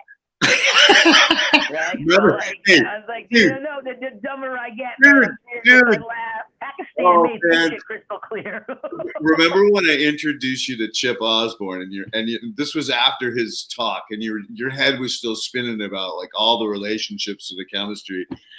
And he's like, hey, nice to meet you, bye. And then he went off on his way, and you're like, dude, that guy fucking went deep. He did. No, that was one of the best things that ever happened to me, is that like I got invited to be part of the tour, and I told you guys, I said, listen, I'm not really qualified to be on the tour because this isn't my speciality, and you and Josh were really supportive about saying, no, Kev, we just want you to do what you do, and that's part of it, right? And so I said, all right, I can join, because this way I'm not really, what do you call it, imposter syndrome. So I'm not trying to pretend that I'm a wizard in this thing. I'm standing next to Zelig, I'm standing next to you, I'm next to Josh, I'm next to Nick, I'm next to Chip, and I'm like, I'm not any of you guys. But you did, dude. You had something. I'm good at what I do. You had something that was really important, because you had this perspective that none of the other cannabis growers that we met had. And it was through experience. It was through hard work, doing the impossible, dude. You had the largest cannabis nursery in the country at one point in time. When it was when it was all risk. Dude, come on, man. Insane. You fucking kidding me? You had the mayor up there. You had people like really listening to what you were saying, and because you were real, right? So, in that piece of the puzzle was so important for these naive, enthusiastic, young kids that want to grow regenerative and organic cannabis. They needed a reality slap. Like, dude, this is not all fun and fucking games.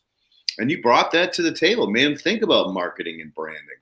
Most of those people never even heard of marketing and branding and diversity. And so, yeah, no, that was, you were one hell of a compliment to, like spice, like fucking pepper and salt on those eggs. I mean, it was a good time, dude. I miss those days. Me too. I just saw, Elaine had passed, and yeah, I was trying to explain to somebody. I said, man, I said, I'll never forget, her explanation when she got all excited. She goes, the plants provide the cakes and the cookies. She said, you need to have all the cover crops to make sure that all the sugar is goodies, and it was so. It was something that only an older woman could say and make it resonate. Yeah, excited. Like she was so. Yeah, no, and Elaine was incredible. And I'm so fortunate that we got a chance to all be together on that journey. Yeah, share time, man. I mean, having her, cross the street at the friggin' One Log, chopping it up with Frenchie and you. I mean, like there were so many wonderful experiences that happened, sidebar of the event. And she came over to my shop because I had learned about anaerobic uptake from Alan Atkinson. I know, we were chopping it up with Alan. Fermentation, and then I used that concept to see if we could get plants to stabilize that were under stress from Hop Leighton. Yep. And so Elaine came to me to say, we were able to like bang it out.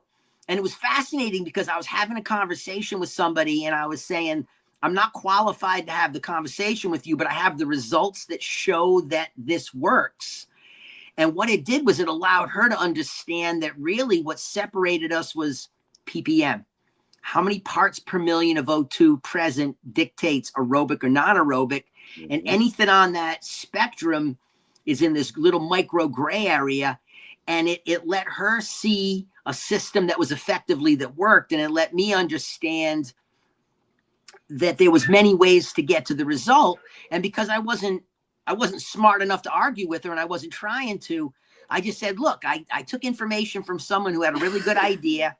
And then I said, let me use it to try to solve a problem. And because I had so many scientists around me that could do all the analytical testing of my work, it let me know that I was going the right route. But to have Elaine Ingham come to your shop, have a discussion with you about the merits and dismerit of aerobic or non-aerobic, it blew my mind that I had her in my shop. And I couldn't believe that she was there to ask me a question. And I'm looking at her and I'm like, whoa. And it let me see really what leadership is in our field, because her approach was never aggressive or condescending ever. And it was always about this miracle and mystery and complexity that we all have to work with. And that And it was guys like Nick that said, Kev, just remember, man, he goes, this shit ain't a competition. He said, as long as you stay on track and you keep studying and you work, he goes, what you'll have is you'll have an ability to influence people because you have such a large platform. And I said, all right, then I'll use my platform in that regard. And I'll just say, look, you're getting to watch me stumble and fail and learn. And that's okay because that really is real life. And it's inspiring, Kevin. It's inspiring for people to see when you can say, shit, that didn't work. I got to go back to the drawing board. But yes, it allows them to feel the same thing, because what happens is, it's kind of like, you know, what I learned from all the years of doing cannabis business was, like, when I was younger, I thought that all these, you know, billion-dollar enterprises were created with such genius, right? And when I got involved in all these monstrous operations and I'm looking around, I'm like, holy fuck, what you guys do is you just throw wads of money at the wall and whatever sticks you keep. I said, there's no fucking genius. The genius is in raising the money. Right. It wasn't the genius of the idea. It was that you could throw enough money at it long enough till something popped. Yeah, the pivot of the pitch. Remember, you did a podcast on the pivot of the pitch. The pivot of the pitch, man. And it without question made life better, because it made me realize that we can all be powerful in our own regard. Yeah. And that if we're trying to do things that are pretty wholesome and reasonable, we'll get some people that are inspired by it, and they'll go on and do things. And I would say that, I said, my whole goal all these years was that I wanted to be able to look at the future of cannabis and as an older person, and just realize that I had a minor part in that process, that I had been somebody who was supportive of people who were going to do and be better than I ever could. Amen. Because we're trapped in our own world. We only have so much information, so many limitations. And for all of us that were from we would call the drug war era, Dark Ages, I have some very distinct memories and opinions of the people who executed that control. So it makes it hard for me to see it in a neutral view. And it makes it hard for me to see those people in a neutral view.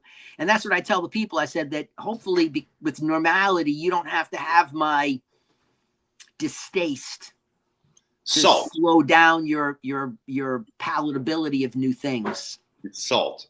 Yeah, too much salt in the mouth and it burns. Oh man. So yeah, so I guess, you know, the one last question might be that'll lead to a couple other ones, but here in the United States, where is all that weight going? I mean, it has to be going over the border somewhere, right? Well, not really. Like it was moving into other countries, but remember that the overall totality is only 360 tons, right? So what you got is, and now this is my opinion, you got enough people screaming at it to say that it's not just mine, but what they do is they create this system that is a tracking system to make sure there's no diversion. So say you're a giant producer, any producer, but a giant producer is a good one because they say they produced 100 tons, but only 10 tons got sold because 90 tons got destroyed due to pathogenic issues. So what you have is this complete lack of true tracking. And there's no, it's kind of like with that Doge shit that was going on. They were putting AI on stuff to say, hey, let me look at the pattern. And so you look at these farms and you're like, let me get this straight. You've been in business for 10 years. You're expanding exponentially every year, but you're losing 90% of your money every year. And that's fucking physically impossible.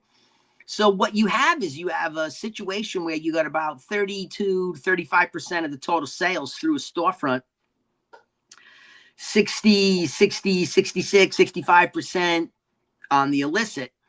And I don't fault the illicit at all. Like, it's not a war between these two factions. It's purely you're allowing companies to have an ability to dump product into the illicit system.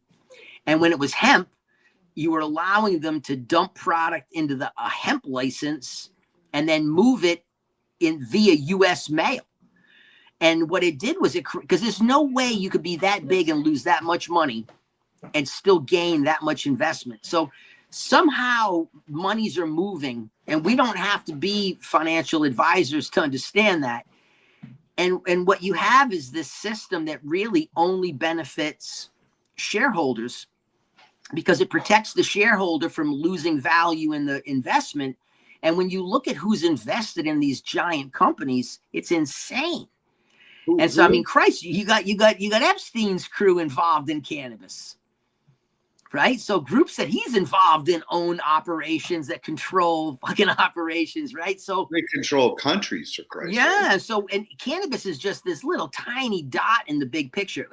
What really gave me the perspective of how important cannabis was when I had a conversation with the head scientist from Syngenta, and me and him were hanging out having lunch, right? And I'm like, how come you're not in cannabis? And he goes, why? He goes, we're global food. He goes, we don't give a shit about weed. He goes, we control the food supply. He goes, us and Monsanto control the food supply of the earth. He said, that's money. And he said, but I'll tell you one thing, Kev. He goes, the day we get into cannabis, you will know we're here. He goes, because we're going to bring a force that you have never seen before. He goes, we can blow, at the time it was over 1 million a day. That'd be about 2 million now. So they can dump approximately almost 800 million a year just in pure R&D, right? They can burn 800 million a year in the budget to just play. And so he was clear, and he goes, there's no reason. He goes, and the also thing is, he goes, without federal legalization, he goes, they could nationalize our investments. He said, so our game is century game. We play a game that goes on long after I'm here. He goes, you guys are all trying to like exist and survive in the current. He said, that's not the game that's at the international level. And I just took that conversation and I just started to overlay it over the top of all the other things that I'm involved in cannabis. And I started to understand the play that is in play is really 20, 30, 40 year play. Yeah. And it's with alcohol is a really good example, because we always scream alcohol gets to sell online. Well, that took 80 years of petitioning for that to happen, not online, but just to be able to do direct sales. So everything takes forever when it's not beneficial to those that are at the top of the chain. And they can wait it out. They have a 100-year plan. They don't care. It's their grandkids that'll benefit, not them. They don't need to benefit. They're already rich. Right. So that's the issue that we have, is that when you create these poor, and people say, no, it's a godsend. And I'm like, no, it's not. I said, let me get this straight. I have to risk doing illegal drug sales to keep my legal license alive. I know, what the fuck. I said, so that's why I fluctuate on and off, because I'm like, look, I'd rather just do the illegal sale. I'm like, I'm somebody that doesn't give a shit about that. It's just that I wanted to try to build a legal farm so that for once in my friggin' life, I could do something normal, right? And I'm laughing because I'm getting my head cut off in every goddamn direction for trying to be normal and be, be good. And I'm like, I look at myself and I'm like, am I the dumbest fucking dude in the room or what? You are too fucking funny, dude. But it's real, and so that's what's taking place is you're washing all this herb into the system, and every state is being hammered. And now that they cut the hemp back, wait till you see the fallout in California this year, right? They keep talking about like, each time it's an extinction event. Man, we got that Yucatan asteroid falling fucking weekly now. It is going to drop in because there's no way to wash all this herb into the system, because there's no longer the ability to hide it under hemp. And yes, you can sell herb online and you can ship it and sell it, but you can't do it with the credit card and you can't do it with the website. So all of a sudden, how do you get this level? And I was talking to the hemp guys, a year ago. We were doing a project and we were bringing in some investment for a job. And the hemp guys were like, we don't want to get into weed. And I said, man, I tell you the truth. I said, weed is probably safer than hemp right now. And they were laughing and they said, you're missing the point. And I'm like, no, I don't think you're catching it. I said, I'm looking at the writing on the fucking wall. They're talking about kids buying gummies. And the minute you see any news about kids doing anything, it's the harbinger for change. And a week later, he calls me. He goes, Kev, I got the FBI in all my stores and shit. And I was like, whoa. The game ended there. And so everyone says, we'll go back to doing what we do. And I look at these people and I'm like, you were never involved in illegal business. You were involved in gray area. Yeah. So you don't really catch what it's like to catch a case. Yep. Have you ever been dragged out of your business in handcuffs and stuffed in the fucking cell? Nope. I said, they don't give a shit. I said, you're going to cry like a little kid, man. You never, ever got in trouble for real. So you don't quite catch what it's like to be in the criminal justice system. Yeah, you're not gonna and I said, all they got to do is behead a couple of people, and it will dissuade many. And I think that you're going to see a change this year in California that's going to be fucking frightening, because there's nowhere to offload the dope. If you take a look go online and just look up top 10 producers in California, look at the fucking quantity of canopy these guys are producing, right? And then they say, yes, and we have 10 dispensaries and we white label. And I'm like, you would have to have 10,000 fucking dispensaries, and you have to white label the earth in order for you to move that much weed. Right. So like when we start to talk about it, and the idea is that people are smoking more. And I'm like, listen, you can drop a product to free and you're still not going to smoke more once you reach satiety. So if someone's just giving me pounds, does that mean I just lay in my floor all day and smoke? That's like the idea of Snoop Dogg smoking 50 blunts a day. Right. I figured it out on paper that he would theoretically sleep 0, and he'd have to have a joint in his mouth the whole day in order to have that many blunts burning, because of the time it takes to burn the blunt, right? And someone's like, no, it's real. He burns 100. I'm like, stop. Yeah. That's Hollywood shit. Regular people smoke, and they're not on IG. They don't give a fuck. They just want to be able to have some herb in their life. And the price is what controls so much of the consumption. But you drop the price, there's a point where they consume no more. Yeah. And you're going to see this year is going to be bloody, because all of these operations geared up huge over the last couple of years, utilizing the hemp loophole as an offload methodology. And the global market, even though it's increasing, it's really not increasing to the degree that you think, because the biggest population centers that we'd like to tap into, which would be Asia, and it would say like China, India, those countries where you have 1 billion people, they're not fucking buying anybody's export weed. No, they got plenty of their own. They got plenty of their own, right? And so where are you selling all this herb, right? Australia's being flooded. Germany's being flooded. The UK being flooded. France, they're moving bags of dope, but they're not moving shiploads of weed. And people just don't realize that, like, when you get this many countries online, and the reason why you have export is because it costs too much to start a project in terms of initial capital outlay. So it's easier to just create distribution storefronts, movement, and then import the product. Yep. But once we get to a point where we have enough funding and can raise funds, the countries then start to develop their own internal support systems. So at some point, you quit importing so much product, and the countries that are relying on export, which is like Canada, where the export model is the whole fucking country because their internal markets are less lucrative, what they've done is they fundamentally abandoned the internal markets, and they've lost their brand value in the country. So I come in, and what I do is I try to help people understand, listen, watch the flow of products and money, and look at the numbers and look at the flow, and you can see that it is a declining trend. So at some point you're going to hit a break even, and then it won't make any sense to export. When you come back into your home country, you'll have no brand because you never developed it. And really, every country has to have its own internal branding, its own internal culture.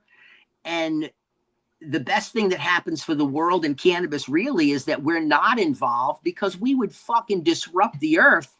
But you know me, man, my dream was to sell cannabis in Europe, hash in Europe from my farm, so people in other countries could experience what Humboldt County's impact on outdoor does.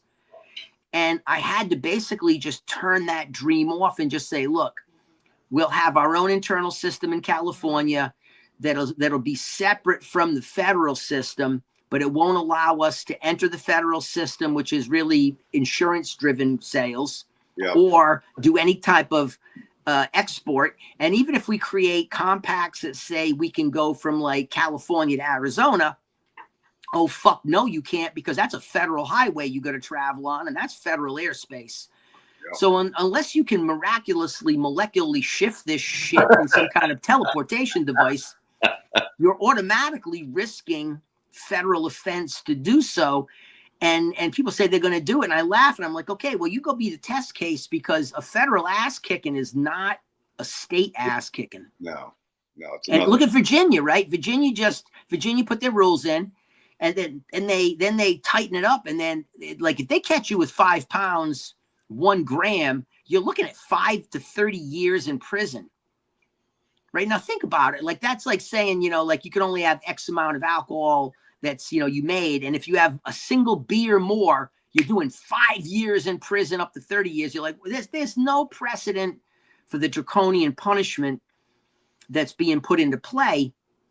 And what I see is that we're regressing in a lot of our situations as well. So, anybody that's getting into herb and doing the thing, it's like every market I assess, whatever the numbers are that you look at, I say, listen, just put a curve in, curve that shit based off of every other market's decline, figure out how many months it's going to take you to get online.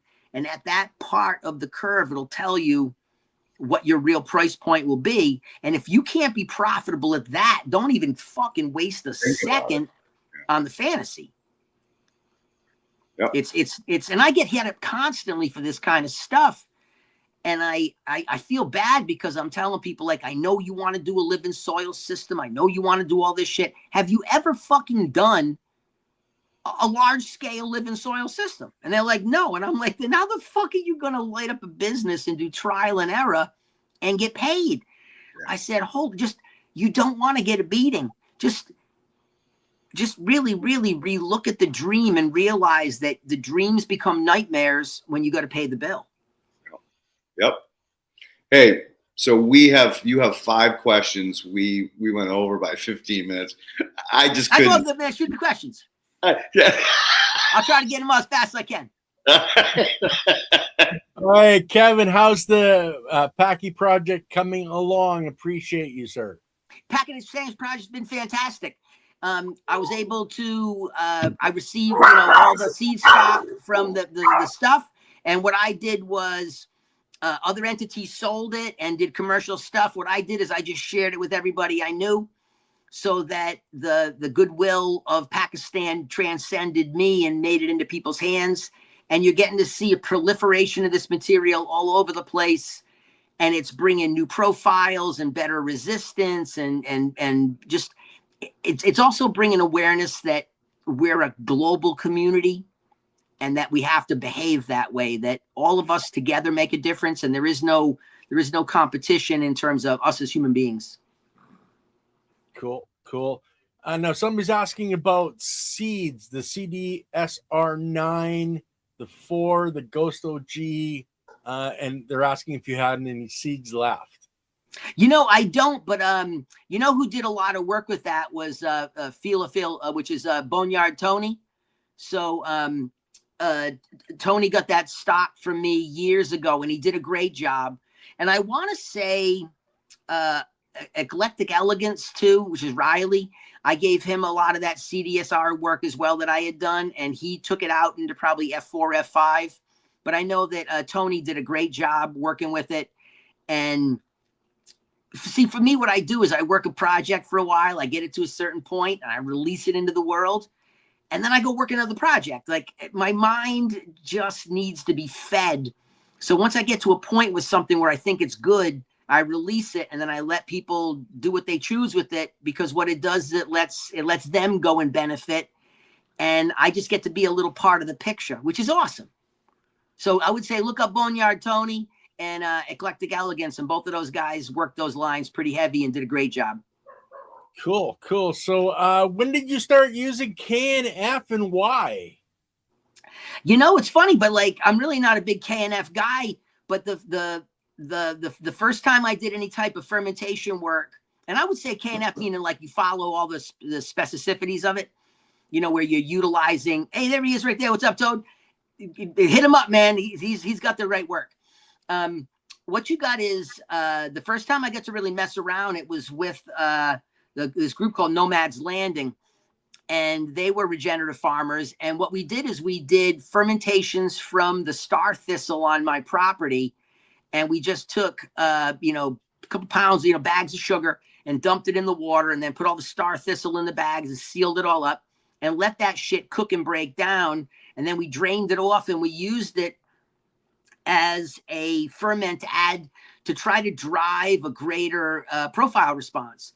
And so that was like my very first introduction to like plant ferments. And a lot of it is I don't follow any specific method more so than I just try to understand natural farming, which is like fundamentally like Chris Trump. We got to spend time with Chris, where you're trying to utilize good common farming practices. And even with Korean natural farming, the son said, listen, we don't have sugar to use. That's not natural. So we use potatoes. So there was even, change between father and son, but it wasn't a conflict. It was just really about a reality. And I think that that's what you have to take as a farmer, that you don't have to follow anything verbatim. You have to follow the principle. It's the concept that you need more than the actual ingredients. It's how do you use the tools you have. And so that was my first time I touched it. And that's what really kind of got me understanding that we can break things down and use them in an assimilable form. Cool. Now, Silly Lily wants, what does Kevin think about Leighton's horizontal soil system? I think it's pretty fascinating because Leighton reminds me more of a carpenter in the way he builds soil, in that it's really a practical approach, and it's one of observation and utilization. And everything that he's done has been extremely simplified methodology that makes it easier for the individual to have success. And so I think that it's people like Leighton that make these type of concepts applicable, because it's the same thing as I don't have to understand the science as much as I have to understand the application. And that way, what I'm able to do is apply it. And then through the application, the science is revealed. And now I actually have a context that I can study the science and understand it. And so Leighton's approach is I build it, and then we talk to the architect later, because he's seen the product. And so I think that, Leighton's always done some amazing shit. So I think that the system is solid. And I get people hitting me up all the time. What do you think about the horizon system? And I said, it's brilliant, because at the end of the day, all soils form in these horizons. They form in these layers, and how they stratify and how the plant works within them and how you bring material up and down through it so that what you have is an efficient uptake. And just to let everybody know, for the last 5 weeks, we've been discussing Leighton's system. So there's a lot of videos specifically on that and how to build one. Mm-hmm. So thanks. I feel like I'm something in the wall over here. No, it's great, brother. It's great, man. You've been doing a really wonderful job making complicated things easier for people to do, so that there's a place to begin, and then in it you can dive. Because the bottom line is you're never going to get to the bottom of any of this shit, because there's nothing as complicated as a fucking living system. It's the acceptance of the complexity that makes it workable. Dude, when you add in biogenesis and horizontal gene transfer, forget it, Kev. They're multiplying and friggin' evolving so fast in 1 second that we're never going to keep up. No, and we're not supposed to. We're just supposed to be able to be good stewards of the land we touch, so that we can allow these natural systems to occur, and then hopefully add in little things to balance out what was taken out. And what was the next question? Farmer Cheryl, what allowed are home growers being successful, or are there challenges? Well, if you're allowed to cultivate, I think that first you just have to be able to be honest and say, what is your ability to actually cultivate? And so it's sometimes it's better to run 2 bottles in a closet and get product that you can touch, and then slowly work towards defining like really where you want to be with a more complicated system. So I never tell anybody how they should home grow, because we all have different skill levels and different budgets and different desires. But I think that it's this process of evolution. And I think that you have to, if like for me, I've touched a lot of shit, like a lot of stuff. And it's touching so many things that help me understand why I like to do what I do and why I do what I like to do. But if I hadn't experienced so many different things, I wouldn't have an opinion. So I think that as a home cultivator, if you're in an area that allows it, the best thing you can do is to form a group, so that what you have is a bunch of you that are growing, and it allows all of you combined to use your skills and brains to be able to troubleshoot and understand, so that somebody's going to figure something out the others didn't, and then you can take that information. So the issue with illegal cultivation is we weren't able to communicate with anyone, and most of the information we took was misinterpreted. So when you take a data set, you extrapolate data from one set and apply it to another. Most of the time, it's not accurately extrapolated. It's not applied correctly because it's not being adjusted to fit the specificity. So with normalized cannabis, we have an ability to communicate. And if in that community you can get people together, it starts to say, okay, listen, we all want to figure out how to run a biologically driven system. What do we need to do? And what's the basic things that are required? And how do we do this as efficiently as possible so that what we have is a sustainable system? Because once people fail and it costs money, then they get frustrated and they stop, like all hobbies. But all hobbies require support systems. And the support system in our case is human beings that help us understand where we went wrong, where we went right. And you're able to share and move that. And so find some people who are similar minded, and don't be afraid to fail. And if a couple of you are working in conjunction, it makes it easy. Like for me specifically, I did all the R&D for my group forever, right? So like every mistake we made, I made it at my spot. And what it did was it allowed us to be able to figure out what to do right or wrong, but we never did it at any of the business spots or anybody else's spot. So all we ever saw outside of our own failure was total success, because I was the guinea pig taking the beating on the lesson. And it was extremely effective, and nobody ever understood it. But me and my guys did. They realized that somebody's got to fail in order for others to succeed, so that we went too far. We're going the wrong way. We're not going enough. And so if you have a team of people like that and you make a failure, it's okay, because the other people in the group can help offset your loss by giving you some smoke. But if you're only you and you're dependent on it, you got to take the simplest system possible so you have the product, and never let anybody talk shit to you about what you got to do to make that happen. Just realize that you want, no adulterants on the product, so that you're not taking in contaminated product. But if you have to use the simplest shit possible, then that's where you begin, and you use that as your step one, and you work towards a goal that you have, and you find people to bounce ideas, and you try to attend seminars like that are being put on here, where you got people that are actively involved in a craft saying, hey, it's okay to not to be so perfect at first. You just work towards the goal. Never lose faith. So a think tank, grow tank idea, basically. Yeah, you gotta get enough people together, and then that way, if anybody really fucking blows it and kills all their shit, there's enough to say, hey, look, here's a quarter pound. You got some smoke till the next run. Let's figure out what you did wrong. And we all have a value. So just because someone made a mistake doesn't mean they're not valuable still. It just means that you got to determine who's good at what.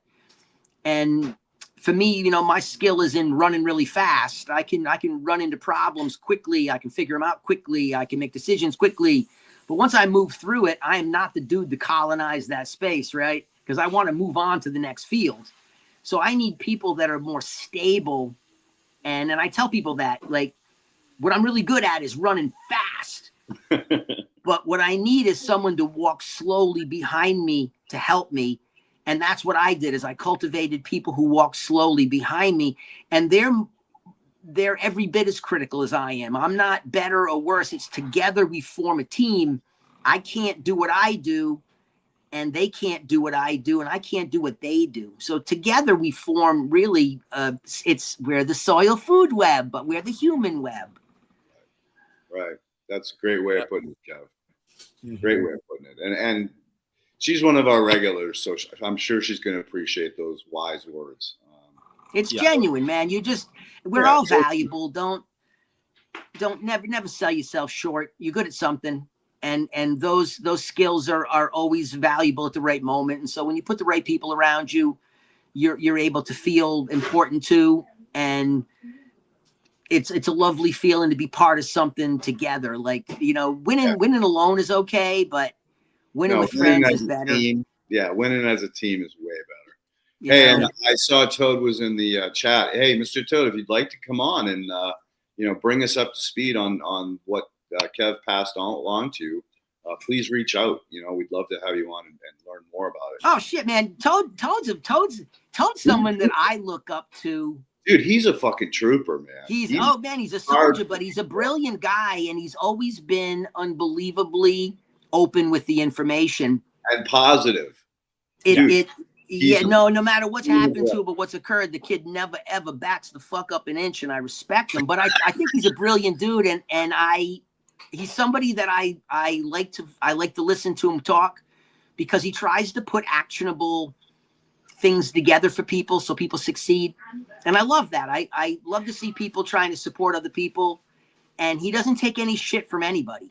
And I love that too, right? Because our world is aggressive, and they beat people down because all right, Toad. They don't want to see anybody shine. So shine on, baby. All right. Ken, do we have his information? Because he's been on a long time ago. Might have been FCP. But if I've got his information, I'll reach out. We actually had a show on this network with Mr. Toad. So I'll reach out and see if we can get him on. We're actually looking for a guest for next week. So I don't know, Kevin, you open for next week? Maybe we can get you and Tony on at the same time. I'm taking off. We gonna laugh, but we found the old roadkill skunk. Oh, really? Took 24 years, Leighton, we hunted this thing, right? 24 years I've been hunting, because I had a collection of them that got robbed from me by the man. And I said all these years, I said, I know it's somewhere, we'll find it. And the story is unbelievable on how this guy discovered it. And so we're all going to Maine, a whole crew of us, and we'll be there next weekend, Friday, Saturday, Sunday, all together as a group. I'm bringing in scientists and reviewers and all these individuals to celebrate the discovery of something that's just been lost. And I have nothing to do with it other than I got brought in to help the guy really, how do you do this correctly? Because it's not so much just about you found a skunk, but it's about how do we understand the molecules that create such an incredible volatility and diffusion in aroma? And can we learn from that molecular format and instill it into other plants? How do we take the knowledge and actually improve it's called the osmocosm. It's the world of aroma. How do we improve the osmocosm if we have reference to begin with? And now we have all this science to help us. And so for me, man, I'm just really excited. Like 24 years we hunted, and finally we find it. But it wasn't me that found it. It was someone else. And it's a beautiful story. We're going to release the whole thing. But shit, if you guys want to zoom in, I'll hit you up. You can zoom in and say hi to the crew while we're all there at the spot. We got Rob Clark's going to zoom in from Switzerland. We got Mojave's going to come by. We got all these people flying into Maine just so they can be part of it. So that I said, listen, I can validate it myself. I don't need anybody to help me with selling plants, but I would love to get a lot of people together to say, look, you've never experienced an aroma that carves through a wall. Yep. Here it is. So your truck driving down the road, you're in trouble. It's going to be wicked, man. Yeah, that's the shit you can't hide. So I'm not available. I won't be around, but in the future I'm down, and I'll zoom into you guys so you can just swing in and just say hi to the group, because everybody love to see your face. So can you tell us what town in Maine? Yeah, it's in Old Maine. So we're flying into the Bangor airport, right? And so we're going to miss the massive snowstorm, thankfully. But we fly into the Bangor airport. We take off. Me and my boy Alex take off Wednesday. We fly out Thursday morning. I'll be there Thursday in the evening, and then Friday, Saturday, Sunday. And then, like I said, I get some scientists from MIT coming in that are aroma specialists. We got other sciences that are, genomics that are going to zoom in. So a bunch of people coming in live, and then a bunch of people were zooming in, just so that what we can do is we can start to really understand things that we talk about this all the time. The aroma that used to chew through a wall could penetrate, travel hundreds of yards. And everyone thinks it's like some kind of distant memory, that I'm senile. And I'm like, no, until we find it, we can't talk about it, but we got it. And so now what it does, it lets us start to talk. And then what I did is I had him take it for wash. It had never been washed. And it's washing at like 6.5 points, right? So it's just shedding resin. It's gorgeous, big heads. And so we had it washed. So then we'll have temple ball, sift, and rosin to be able to assess along with the flour. And it'll allow everybody just to really, hang out at the house. I had guys on LinkedIn that were talking to me about some shit. And I said, look, I don't know you, but I know you're a New England farmer. Why don't you come join us and just hang out and chill at the spot and play around with stuff you haven't seen? And so it's just more of a celebration, because everything that's good in cannabis becomes like hoarded and hoed out. And then all the special people. And I'm like, cannabis to me is the opposite of that. Like, my whole approach was always to share the material. Like, we can all make money, but being a prick doesn't benefit anybody, right? Not in the long game. And so with this one, I said, look, man, you can all come in, and if you got negative reviews, you think you hate it, it's fine. That you're welcome to do as you choose. So that what we have is we have true opinions of what was something that reflected this era. The story's amazing. The guy went to prison for cultivation. He gets out of prison and has to get a job, because you always got to get a job when you're done getting arrested, right?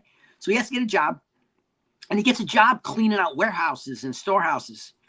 And he finds in a drawer, a little jar that says 87 skunk, and he puts it in his pocket, and he cracks it down the road. All the seeds don't germ but one, and the one that popped out is that plant. Damn. It's a beautiful story, and he's a lovely guy, and he didn't even know what he had. He didn't have any idea that this was what it was. He's using it, and he's the only person that has the plant. He's using it to feed his little cancer program. He has a little tiny storefront that he feeds a cancer program from, and it's all this beautiful goodwill. He's a soil wizard. He figured out how to change the soil through soil manipulation to keep driving the metabolites higher and higher and higher and higher until he finally got this thing just explode. And it's this beautiful story of a real cultivator trying to understand how to work with the plant that just blew his mind when he saw it. How does he improve it? How does he stabilize the process?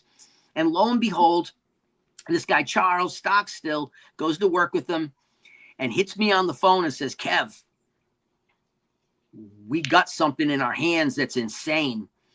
And if I told you how much money got offered for the cut already in cash, you would believe it. You would not believe how much money we've already been offered for the cut, just a cut in cash.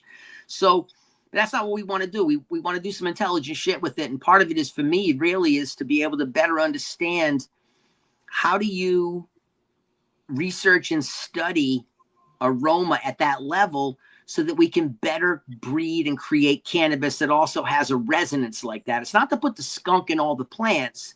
It's to understand, how do we make plants, if possible, produce. How do we make them loud? How do we make them loud and have a resonance that stays within the room for 2 or 3 days after you took the herb out of the jar? Right? Like that. Like I've been talking to people for years, and I've heard every story. It's, some scientists are trying to tell me, it's because you didn't dry it right. If you had dried it right, it wouldn't have that. So I said, let me get this straight. We're in 2026. We got every fucking scientist on earth. So you're going to tell me that you guys can't figure out how to fuck up the dry and get it to smell again? I said, so if it was that simple, wouldn't we be doing that? Right? So I'm laughing. I'm like, I don't think you catch it, because I realize they haven't, because the last time any of us really saw these aromas was around, early 2000, 202, 203. By 204, it was gone. And I went on this hunt around the world to get it, and it created all this online fucking brawl about who was the king of fucking skunk and shit. And I'm like, look, I'm just trying to say, I'm hunting something I can't find.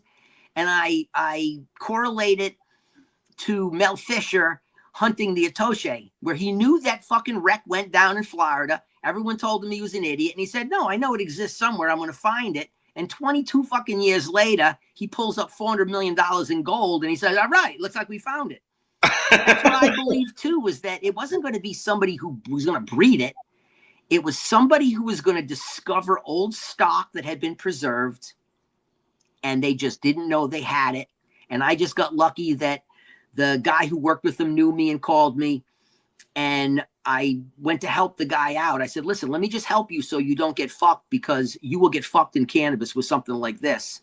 And so we worked together for like a month and a half, 2 months, me just trying to help him understand the nuances of what you could really do with this. And he just said, hey, I would love if you were my partner on the project. And I said, well, I'm helping you right now. He goes, no, I mean like partner. Like if you were my partner, I think it would be better. So I said, if you down, I'm down, let's go. And so now we're all locked in and we're about to go. So I brought a tribe of people in so that we could celebrate the discovery, but also celebrate Kirk's story, where to me, it's a story of redemption, man. You get screwed, your life gets fucked up, and you overcome the problem, and in the process you find something that opens up get rewarded. Pathway forward. And he's a great guy. He couldn't be any nicer. And Charles was such a good dude about the whole process too, where he's like, Kev, he goes, I just don't want to make a mistake. I'm part of the project. I want to be involved. He goes, but if we just could have you help us understand little nuances, it would be better. And it just caught me, because everybody's trying to do the right thing. And to me, it's the best part of real cannabis, is that it's gentle. It's the opposite of the society we live in today, right? So for me, it's a story of redemption, but it's not my redemption, it's his. And I just get to be part of it. And it's just such a beautiful, beautiful story. So I'll zoom you guys in, man. You'll be able to come in and say what's up. Oh, I'd love to introduce you, Leighton, because he's a phenomenal soil builder, and he wants to start doing some seminars at his spot. And I said, next year you could put him on and bring people in about how he created the stuff and what he does, and just small scale, just because he really loves what he does. But you'd be a great introduction to you. He would be somebody that would be wonderful for your show. Beautiful. Love it, dude. Thank you. You're welcome. Thank you very much. And we ran over a little bit, but Kev, I really appreciate you giving us 2 hours plus of your time. I know you got a lot going on. You're a busy guy, and at some point in the future, Ken, you need to introduce him to Andy. Andy has some seeds from Cambodia, Vietnam, Laos, from like 25 years ago. And oh, fantastic! Yeah, no, make the connect. I'd love to just even chat. Yeah. Times, like I said, everybody wants your shit, but I'm just like, I like the people. No, but dude, you're the guy to get this out, because he saved these genetics. They're special. Yeah, no, we can whatever he wants to do, we can do. And if he just wants some advice on how to operate, that's cool too. Like, my thing is, man, cannabis is one of those places where goodwill gets burned, and it hurts people, and it screws them up, and it's just like it steals from them the joy of being involved. So whatever I can do to support them, that's great. Even it's just simple of just turning them on to access to do whatever he needs to do. So feel free.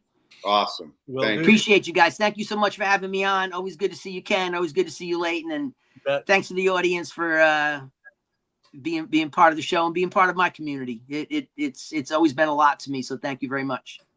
Amen to that. And Ken, as always, thanks for all the behind the scenes that you spend to make this happen every week. And thank you again, Ken. Anytime, baby. Anytime. All right, guys. We'll end the show. All right. Peace out, everybody.